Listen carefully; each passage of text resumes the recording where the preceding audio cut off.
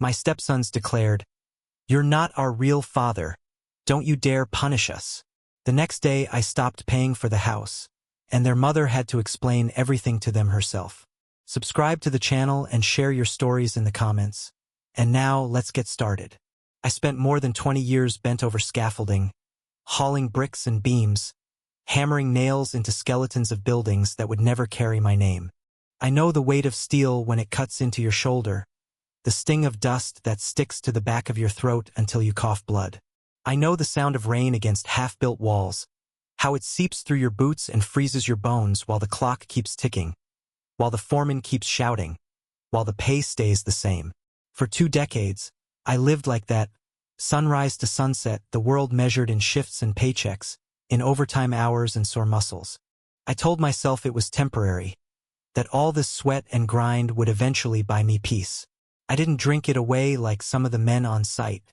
I didn't gamble it into smoke. I saved. Dollar after dollar crammed into envelopes, then into accounts.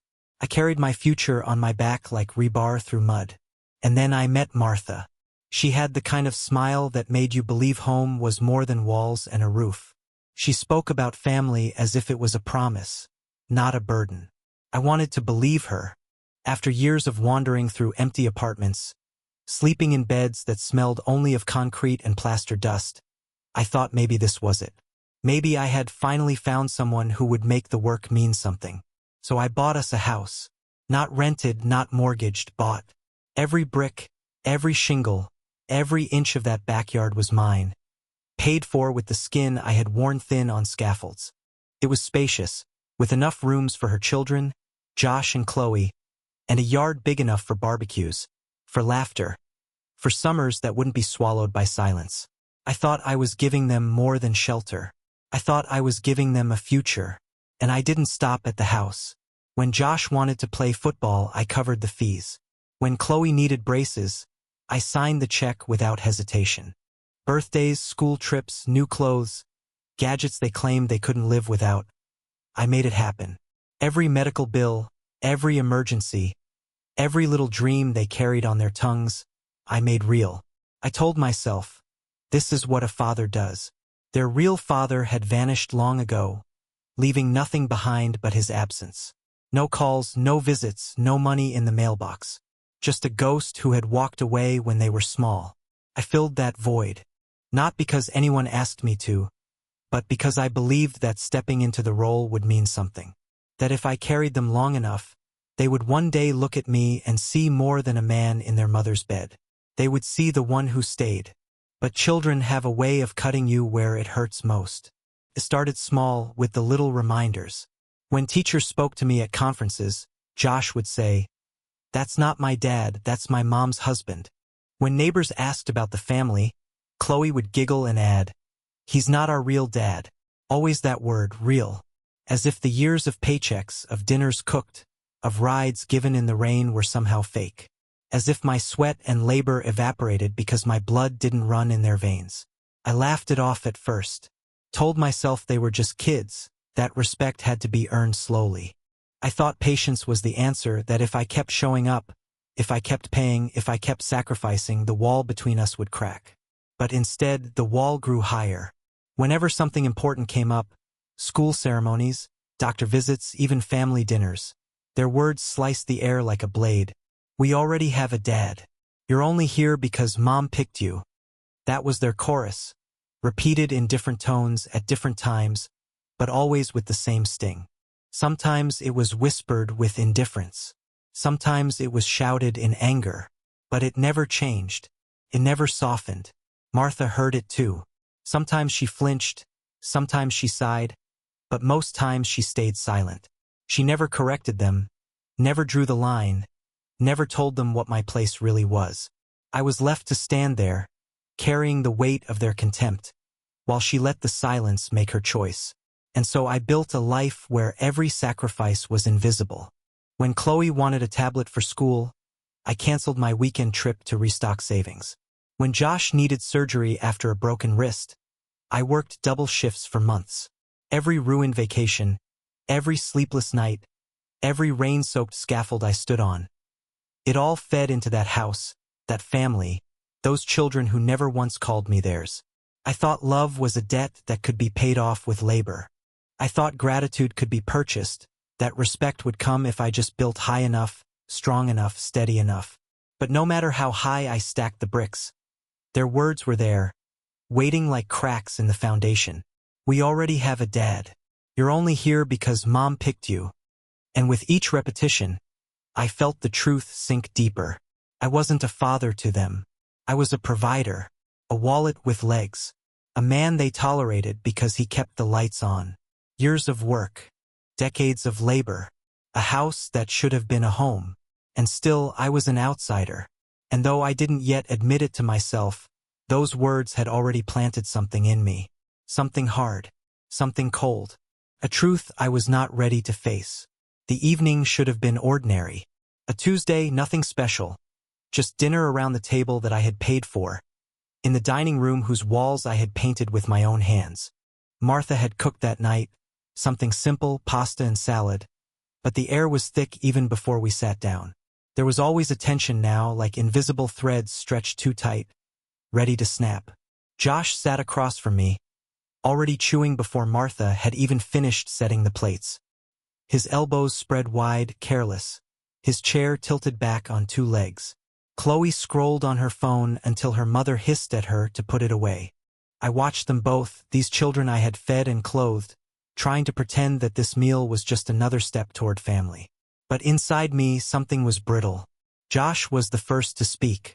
His words landed without warning, dropped into the silence like a stone through glass. You're not our real dad, so don't even think about punishing us. His voice was flat, defiant, the tone of a boy who knew he was untouchable. Chloe didn't hesitate. She giggled, like cruelty was a game, and added, "Yeah, you're nobody, just the guy who pays." Nobody. The word hit harder than I expected. It wasn't the first time they'd said it, but never so openly, never with Martha sitting just inches away. I waited for her to speak, for her to finally cut through the poison and defend me. But she didn't. She sat still, eyes fixed on her plate, fork scraping against porcelain, as if she hadn't heard, as if silence was safer than truth. And in that silence, something in me cracked. I remembered every sleepless night spent counting bills to make sure tuition cleared. Every ruined weekend standing in the rain on scaffolding, telling myself it was worth it if it bought them comfort. I remembered carrying Chloe to the hospital when her fever spiked, waiting for hours, praying she'd be all right. I remembered standing at Josh's games, clapping until my hands hurt, even when he never once looked at me on the sidelines. All of it, all the labor, the sacrifice, the swallowed pride, dismissed in a single sneer. My throat tightened, but I didn't let my voice break. I didn't shout. I didn't slam the table or throw my chair back.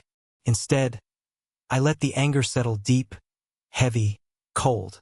A fire that burned so hot it turned into ice. Fine, I thought. You think I'm nobody? Tomorrow you'll learn what life without nobody feels like. The rest of the meal passed in fragments.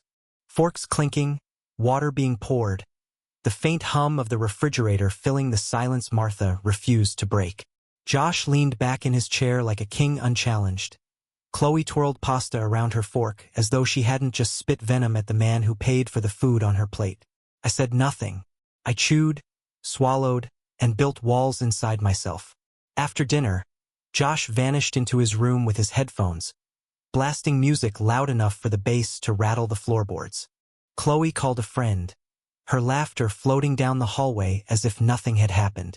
Martha collected the dishes in silence, her back turned to me. I watched her shoulders tighten, then loosen, as if she wanted to speak but couldn't decide which words would keep the peace. I didn't help her with the dishes.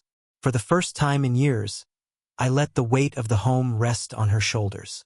I sat at the table, staring at the wood grain, listening to the water run in the sink. She glanced over her shoulder once, her eyes searching mine, but I gave her nothing. No anger, no plea, no demand. Just silence. That night in bed, I lay awake beside her. She slept or pretended to, her breaths deep and even. I stared at the ceiling, replaying their words in my mind until they carved themselves into me. You're not our real dad. You're nobody. Just the guy who pays. The phrases looped over and over like hammers striking the same nail. And with each repetition, the truth grew clearer. I had allowed myself to be used. I had built my life around the hope that one day they would see me. But instead, I had taught them that they could spit on me and still eat at my table. That Martha could stand by in silence and I would keep paying anyway. Not anymore. By the time the first gray light seeped through the blinds, the decision was already made. I would not raise my voice. I would not argue. I would not beg for respect like a starving man begging for crumbs. I would show them what nobody really meant. Tomorrow the wallet would close. The morning after their insult, I woke before the alarm. The house was silent, the kind of silence that comes only before dawn, when the world hasn't yet remembered to breathe. I moved carefully, almost ritualistic, as though I were preparing for a ceremony. Coffee first, black, bitter, grounding. Then the papers. I gathered every bill into a neat pile: mortgage, utilities, school fees, insurance. Each sheet of paper was a silent testimony to my labor, each one a reminder of what my sweat had built. For years, I had carried these numbers alone, letting Martha and the kids live in comfort without ever knowing the price. Now I stacked them in front of me like evidence in a trial. And then I went to work, not with a hammer but with a phone. Auto payments canceled. Transfers stopped. Every account that had quietly drained from my pocket into their lives, I shut down with deliberate precision. One by one, the lifelines snapped. Mortgage, electricity, gas, Wi-Fi, sports tuition, Chloe's upcoming school trip. Gone. I deleted my cards from saved profiles, removed my name from accounts, closed every open vein they had been drinking from. It didn't feel like anger. It felt like clarity. Cold. Clean. Final. By the time Martha stumbled into the kitchen, hair tangled, robe pulled tight, the coffee pot was empty and my work was done. She kissed the top of my head out of habit, poured herself a cup, and sat down across from me. She didn't notice the stack of bills at first. Only when she reached for her phone did her face change. Ping, ping, ping. Notifications rolled across her screen. Declines, cancellations, overdue warnings. She frowned, scrolling, her breath quickening. What's going on? She muttered. Then louder. Sam, why are we getting these notices? The mortgage? The utilities? The school? I slid the neat pile of bills across the table. Because I stopped paying. She blinked, confused, as if the words hadn't yet translated. What do you mean you stopped? You can't just, these are our bills. This is the kids' home. I leaned back in my chair, my voice steady. No, this is my home, my money. And yesterday your children made it clear. I'm nobody here. If I'm nobody, then my wallet is nobody too. Her eyes widened, the mug trembling in her hand. You can't do this to them. I met her gaze without flinching. I didn't. They did. I only listened. By evening, the ripples had already turned into waves. The first call came from Josh's coach. Tuition unpaid, his spot on the team suspended until the balance cleared. Josh stormed down the stairs minutes later, his face red with fury, waving his phone like it was a weapon. Why didn't you pay? Do you know what this means? I can't play. My season's ruined. I didn't answer. I sipped my coffee, eyes fixed on the window. Martha tried to explain, stammering about some banking error, but Josh wasn't listening. He shouted, cursed, his voice echoing through the house. Then Chloe's school emailed. Her trip to Washington, the one she had begged for, the one I had quietly budgeted before last night, was canceled. The balance was overdue, the deadline missed. She burst into tears, shrieking at her mother, demanding answers. Why did you let this happen? Why didn't you pay? Dad always did. That word. That. Not for me. For him. The ghost who had abandoned them long ago. The man who had never once stood in the rain with them, never once skipped meals to cover their needs. To them he was still Dad, and I was still nobody. The house descended into chaos. Josh stomped his feet, shouting about new phones and canceled games. Chloe cried into her hands, her face red and wet. Martha tried to herd them, her voice cracking, blaming the bank, blaming paperwork, blaming everything but the truth. They circled her like wolves, demanding, accusing, begging. For the first time, she was the one being cornered. The one expected to explain why their lives weren't running smooth. And I sat in the living room silent. I didn't interfere. I didn't defend myself. I didn't try to play the good man anymore. I sat in my chair, sipping coffee gone cold, and listened to the storm. For years, I had stood in the middle, holding everything together with my labor. Now I had stepped aside. Now they could see what life looked like without me. The lights flickered when the evening bill went unpaid. The Wi-Fi sputtered out, leaving Chloe shrieking as if a limb had been severed. Josh cursed when his online game froze, pounding his desk until his fists turned red. They glared at Martha, begged her to fix it, demanded she call the bank, demanded she do something. Anything. And she looked at me. Her eyes searched mine, pleading silently. But I gave her nothing. For the first time in years, I felt silence inside myself. A silence deeper than their shouts, heavier than their accusations. The silence of a man who had finally put down the burden he should never have carried alone. That night, when the house had exhausted itself into restless sleep, I walked the halls. I looked at the photos on the walls, vacations I had paid for, Christmas mornings stacked with gifts bought by my hands, birthdays with cakes I had worked overtime to afford, smiling faces everywhere. None of them mine. They had called me nobody. And now, living in a house without nobody, they began to understand. The heat, the light, the comforts they mistook for air itself. All of it had been me. Not just a plate at the table, not just a signature on a check. I was the difference between stability and collapse, between silence and chaos. And now, without me, the collapse had begun. The next morning, the house felt different. Lighter somehow, not for them, but for me. For years, I had woken with the weight of their needs already pressing against my chest. Mortgage, tuition, bills, braces, gadgets. Each one demanding my labor before the sun even rose. But now, the weight was gone. The silence in the kitchen as I brewed my coffee felt almost sacred. I sat at the table, drinking slowly, savoring the bitterness. From upstairs came the muffled chaos of a family unraveling. Josh slammed doors, barking into his phone about games he couldn't play, bills he couldn't cover, practice he couldn't attend. Chloe wept into her pillow, her voice breaking every few minutes as she called her friends to explain she wasn't going on the trip after all. And Martha. She moved through it like a ghost, carrying laundry from room to room, avoiding my eyes, her shoulders bent under a burden she was never meant to carry alone. I watched, I listened, and I felt something inside me I hadn't felt in decades. Quiet. It was a quiet that came not from the absence of noise but from the absence of responsibility. For the first time, their chaos wasn't mine to fix. Their anger wasn't mine to soothe. Their demands weren't mine to meet. I had finally let them live in the world they claimed they wanted, a world where I was nobody. And now, they were discovering what life without nobody truly meant. By mid-afternoon, the cracks had widened. The electricity company sent another notice, threatening disconnection. Martha's phone rang until her hands shook from gripping it too tight. "You have to fix this," she whispered to me once, when the kids were out of earshot. Her eyes were wide, desperate. I didn't move. "No," I said simply. She flinched as though struck. "Sam, this is their home. They're just kids. They don't understand what they're doing." I leaned back in my chair, my voice calm, colder than the coffee in my cup.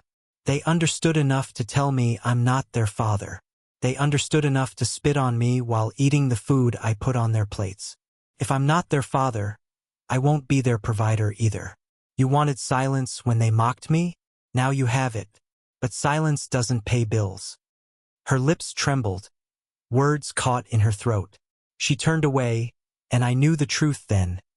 She wasn't pleading for them. She was pleading for herself. Because without me, without the man she had leaned on for every expense, her world was collapsing too. That evening, Josh cornered her in the living room. His voice was sharp, desperate. Why isn't Dad paying anymore? He always did before. He's the reason we had everything. What happened? Martha's face crumpled. She opened her mouth, but no excuse came. She tried to shield me, tried to blame the bank again, but Josh wasn't buying it. His voice cracked as he shouted, "I need him to pay. I can't lose this." Not me, him. The ghost. The father who had abandoned them. Even now, in crisis, they still clung to his name, as if his absence was somehow nobler than my presence. I watched from the doorway, unseen, my arms crossed. Josh's rage, Chloe's tears, Martha's silence. It was all theater now, a performance of collapse, and I was no longer part of the cast. Days passed like this, each one heavier for them, lighter for me.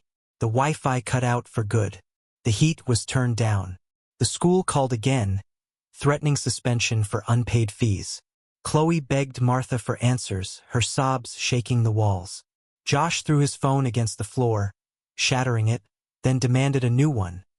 Demanded, as though he hadn't told me I was nothing days before. I didn't answer. I didn't lift a hand. I let them live with their words. At night, lying in bed beside Martha, I felt her body rigid with tension. She barely spoke anymore, except in whispers laced with fear. Once, she tried to reach for me, her hand trembling on my arm. "Sam, maybe you could just pay this one thing. Just the trip. Just the tuition." I turned to her, meeting her eyes in the darkness. No. Her hand withdrew as though burned. She rolled away from me, silent tears soaking into the pillow. I didn't comfort her. My years of comfort had bought me nothing but contempt. Instead, I lay awake, listening to the house crumble, and I felt free. It wasn't joy, joy had long been wrung out of me. It wasn't triumph, I didn't need to win. What I felt was release, a clean emptiness where the burden had once been. For the first time in decades, I wasn't being used. One night, when the shouting and crying had burned itself into silence, I walked through the dark house. The photos on the walls looked different now. I saw the smiles for what they were.